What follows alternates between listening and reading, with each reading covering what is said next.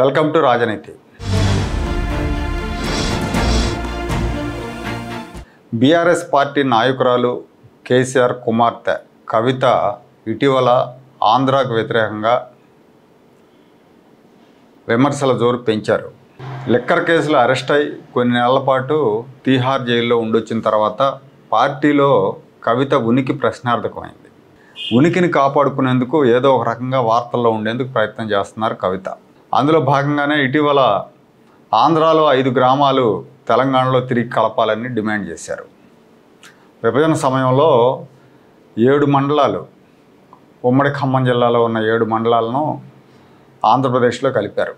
ఎందుకు కలిపారు అంటే ఆ 7 మండలాలు కూడా పోలవరం ప్రాజెక్టు బ్యాక్ వాటర్లోకి వస్తాయి, ముంపు పరిధిలోకి వస్తాయి, మునిగిపోతాయి.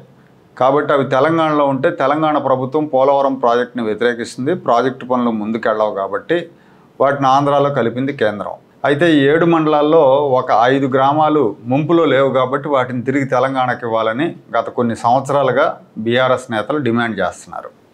ఆ గ్రామాలు ఏంటంటే ఎటపాక, కన్నాయగూడెంతో పాటు మరో 3 గ్రామాలు తెలంగాణలో కలపాలని అప్పట్లో బీఆర్ఎస్ నేతలు డిమాండ్ చేస్తూ ఉండేవాళ్ళు. తాజాగా ఇప్పుడు మళ్ళీ కవిత డిమాండ్ని తెర మీదకి తీసుకొచ్చారు. 5 గ్రామాలు మా తెలంగాణకి ఇవ్వాల్సిందే అని మాట్లాడుతున్నారు. తేనె తుట్టుని కదిపే ప్రయత్నం చేస్తున్నారు. దీని మీదే నిన్న విజయవాడలో ఏబి వెంకటేశ్వరరావు గారు పోలవరం బనకచల్ల ప్రాజెక్టు మీద ఒక ప్రెస్ మీట్ పెట్టారు. ఆ ప్రాజెక్టు వల్ల ఆంధ్రాకు ఎంత నష్టం జరుగుతుందో అనే విషయం మీద ఆయన ప్రెస్ మీట్ పెట్టారు. ప్రెస్ మీట్ అయిపోయిన తర్వాత ఒక విలేకరు అడిగారు, కవిత 5 గ్రామాలు వెనక్కి ఇమ్మని అడుగుతున్నారు కదా, దానికి మీరు ఏం చెప్తారని అడిగితే 1956లో ఆంధ్ర తెలంగాణ 2 విలీనమై ఆంధ్రప్రదేశ్గా మారినప్పుడు అప్పటి భౌగోళిక సరిహద్దుల ప్రకారం ఎవరి ప్రాంతాలు వాళ్ళు తీసుకుంటే బాగుంటుందని ఆయన ఫిట్టింగ్ రిప్లై ఇచ్చారు. అప్పుడు తెలంగాణ కింద ఉన్న ప్రాంతాలను తెలంగాణ తీసుకొని అప్పుడు ఆంధ్ర కింద ఉన్న ప్రాంతాలు ఆంధ్ర తీసుకుంటే బాగుంటుంది, ఆవిడకి ఆ విషయం చెప్పండి అన్నారు. 5 గ్రామాలు 7 మండలాలు కర్మ ఎందుకయ్యా? 1956లో 2 రాష్ట్రాలు ఆంధ్ర తెలంగాణ కలిసిన నాడు ఏవైతే సరిహద్దులు ఉన్నాయో ఆ సరిహద్దుల ప్రకారం 2 రాష్ట్రాలు ఎవరి భూ వాళ్ళకి ఇచ్చేయండి. 1959లో ఒక జీవో ఆధారంగా ఆంధ్రాలో ఉన్నటువంటి అప్పుడు తూర్పుగోదావరి, పశ్చిమ గోదావరిలో ఉన్నటువంటి ప్రాంతాలని ఖమ్మం జిల్లాలో కలిపి ఖమ్మం జిల్లాని ఏర్పాటు చేశారు. GO number 553 1959. ఒక్క జీవో ద్వారా ఆంధ్రప్రదేశ్ రాష్ట్ర భూభాగాన్ని తెలంగాణ ప్రాంతంలోకి కలిపి ఖమ్మం జిల్లాను ఏర్పాటు చేశారు. ఆ రకంగా చూస్తే ఇప్పుడున్న 7 మండలాలే కాదు, ఇంకో 10 మండలాలు ఆంధ్రప్రదేశ్లో కలవాల్సి ఉంటుంది. భద్రాచలం టెంపుల్ టౌన్తో పాటు అశ్వాపురం, బూర్గుంపహాడ్, చెర్ల, మణుగూరు, దుమ్ముగూడెం, పినపాక ఇట్లా ఈ మండలాలన్నీ కూడా ఆంధ్రప్రదేశ్లో కలవాలి. ఎందుకంటే 56లో 2 తెలంగాణ ఆంధ్ర విలీనం అయ్యే నాటికి భద్రాచలం రెవెన్యూ డివిజన్ గోదావరి జిల్లాల పరిధిలో ఉండేది. ఈ ప్రాంతాలన్నీ భద్రాచలం రెవెన్యూ డివిజన్ కింద ఉండేది. భద్రాచలం టెంపుల్ కూడా గోదావరి జిల్లా పరిధిలో ఉండేది. 56లో 2 ప్రాంతాలు విలీనమైన తర్వాత 59లో ఒక్క జీవోతో ఈ ప్రాంతం మొత్తాన్ని ఖమ్మం జిల్లాలో కలిపారు. జిల్లా కేంద్రమైన కాకినాడకి చాలా దూరం ఉంది కాబట్టి ఇక్కడి నుంచి వెళ్ళటం కష్టం అవుతుంది కాబట్టి ఖమ్మం దగ్గరగా ఉంటుంది కాబట్టి ఈ రెవెన్యూ డివిజన్ని ఖమ్మంలో కలుపుతున్నట్టు చెప్పారు. దీంతోపాటు ఉమ్మడి నల్గొండ జిల్లాలో మునగాల పరగణ, లింగగిరి పరగణ ఈ 2 కూడా కృష్ణా జిల్లాలో ఉండేవి. వాటిని కూడా కలిపేశారు నల్గొండ జిల్లాలో. అంటే అప్పటి వరకు గోదావరి జిల్లాలో ఉన్న భద్రాచలం రెవెన్యూ డివిజన్ని, అప్పటి వరకు కృష్ణా జిల్లాలో ఉన్న లింగగిరి, మునగాల పరగణాలను తెలంగాణలో కలిపేశారు. 59లో ఒక్క జీవోతో కలిపేశారు.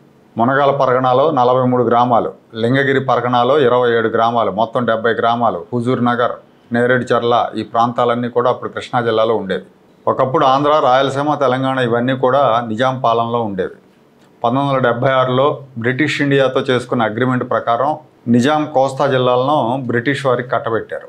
మునగాల పరగణాలో వజ్రాలు దొరికే గ్రామాలైన పరిటాల, మల్లవల్లి, గుడిమెట్ల దీంతోపాటు ఇంకో 4 గ్రామాలను తన కింద ఉంచుకొని అప్పట్లో వజ్రాలు దొరుకుతుండే ఆ గ్రామాల పరిధిలో కృష్ణా నది పరివాహక ప్రాంతంలో. సో అందుకని నిజాం ఆ 7 గ్రామాలను తన కింద ఉంచుకొని మొత్తం 70 గ్రామాలను బ్రిటిష్ వాళ్ళకి ఇచ్చేశాడు. ఆ తర్వాత 1800 సంవత్సరంలో రాయలసీమలో బళ్ళారితో కూడిన రాయలసీమ జిల్లాలను బ్రిటిష్ వాళ్ళకి అప్పచెప్పారు. ఆ రకంగా అప్పట్లోనే ఆంధ్ర, రాయలసీమని తెలంగాణ నుంచి విడగొట్టాడు నిజాం. స్వాతంత్రం వచ్చిన తర్వాత రెండు ప్రాంతాలని 1956లో కలిపినప్పుడు ఈ భద్రాచలం డివిజన్ ఆంధ్రాలో ఉండేది, ఈ మునగాల పరగణ ఆంధ్రాలో ఉండేది. సమైక్య పాలకులు వాటిని తెలంగాణలో కలిపేశారు. దీన్ని దృష్టిలో పెట్టుకునే ఏబీవీ కవిత వ్యాఖ్యలకు కౌంటర్ వేశారు. దురదృష్టం ఏంటంటే ఇప్పుడు ఆంధ్రప్రదేశ్కు ప్రాతినిధ్యం వహిస్తున్న అధికార పార్టీ, ప్రతిపక్ష పార్టీ నాయకులకు సగం మందికి ఈ విషయాలు తెలియవు. తెలిసిన వాళ్ళు మాట్లాడరు. ఇది ఆంధ్రుల కర్మ అనుకోవాలి. తెలంగాణ వాళ్ళు ఒకవైపు వాళ్ళ ప్రాంతం గురించి, వాళ్ళ రాష్ట్రం గురించి రాజీ లేని పోరాటం చేస్తారు, ఎంత దూరమైనా వెళ్తామని మాట్లాడతారు. ఇక్కడ మాత్రం వీళ్ళకి అంత పట్టింపు ఉండదు, ఆంధ్ర మీద ప్రేమ ఉండదు, ఆంధ్ర చరిత్ర మీద అవగాహన ఉండదు. విభజన సమయంలో 56 నాటి సరిహద్దులు కావాలి, వాటి ప్రకారమే విభజించండి అని ఆంధ్ర నాయకులు డిమాండ్ చేస్తుంటే కేంద్రం ఒప్పుకునేది. ఆ రోజున సోనియా గాంధీ అడిగారు ఆంధ్ర నాయకులను పిలిపించి, విభజన తప్పదు, అనివార్యం, మీ డిమాండ్లు ఏమైనా ఉంటే చెప్పండి, మేము వాటిని నెరవేరుస్తామని చెప్పారు. ఆ సమయంలో కేసీఆర్ కూడా ఒప్పుకునేవాడు, ఎందుకంటే ఏదో ఒక రకంగా తెలంగాణ వస్తే చాలు అనే పరిస్థితి ఆ రోజున ఆయన పరిస్థితి.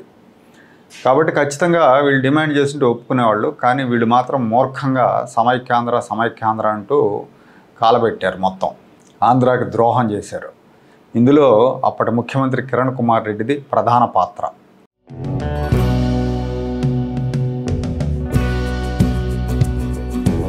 Like, share and subscribe to Rajaniti channel.